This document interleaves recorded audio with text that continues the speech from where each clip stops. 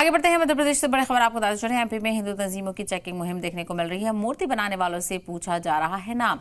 संस्कृति बचाओ मंच की मुहिम है ये। मुस्लिम कारीगरों से मूर्ति न खरीदने की अपील की जा रही है। तो अब ये सिलसिलेवार तरीके से देखने को मिल रहा है। इससे पहले आपने देखा होगा कि राखी के मौके पर कहा जा रहा था कि राखी मुसलमानों से ना खरीदे और हिंदू भाइयों से ही खरीदे, और दूसरी तरफ कई और चीज़ें देखने को मिली थी। तो ऐसे बयानात और ऐसे खबरें अब लगातार आम हो रही हैं और अब एमपी में हिंदू तंजीमों की चेकिंग मुहिम चल रही है, जिसमें मूर्ति बनाने वालों से उनका नाम पूछा जा रहा है।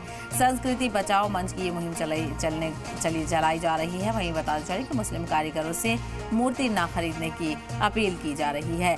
तो गणेश उत्सव के दौरान जो तैयारियां शुरू हो चुकी हैं और ऐसे में जो मूर्तियां खरीदी जाएं उसको लेकर एक मुहिम देखने को मिली है और उसमें कहा जा रहा है कि मुसलमान कारीगरों से मूर्ति ना खरीदे, और इसको लेकर एक जो तंजीम है संस्कृति बचाओ मंच, उसकी तरफ से मुहिम चलाई जा रही है। जो कारीगर हैं उनसे नाम पूछा जा रहा है और डिटेल पूछी जा रही है।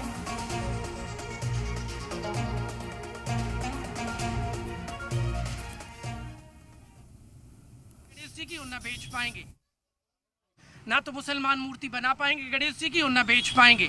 ये संस्कृति बचाओ मंच की दो टूक है और वो जगह जगह चेकिंग अभियान चला रहे हैं। 1947 के बाद से लेकर अब तक देश में हिंदू मुसलमान आपस में रहते हैं, लेकिन जहाँ तक अपने अपने धर्म का धार्मिक सवाल है उसको अपने अपने तरीके से हम लोग मनाते हैं धर्म को।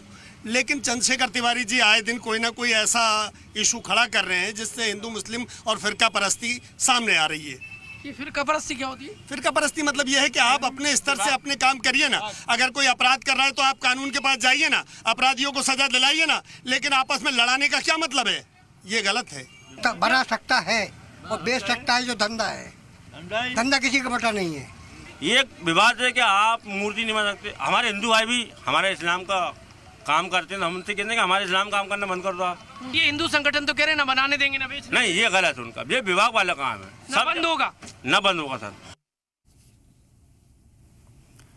तो आपने देखा किस तरह से ये मुहिम देखने को मिल रही है और इसकी मुखालफत करते हुए जो मुस्लिम कारीगर हैं वो नज़र आ रहे हैं। उन्होंने कहा कि जो त्यौहार है उसमें इस तरह से नहीं बांटा जाना चाहिए और हमारे त्योहारों पे भी जो हिंदू भाई हैं वो चीज़ों में काम करते हैं और उनके यहाँ से भी हम चीज़ें खरीदते हैं, और ऐसे में ये जो मुहिम चलाई जा रही है ये सही नहीं है। इसकी बड़े पैमाने पर मुखालफत की गई है। उन्होंने कहा कि कारोबार में कोई मज़हब नहीं होता, कारोबार रोज़गार के लिए होता है।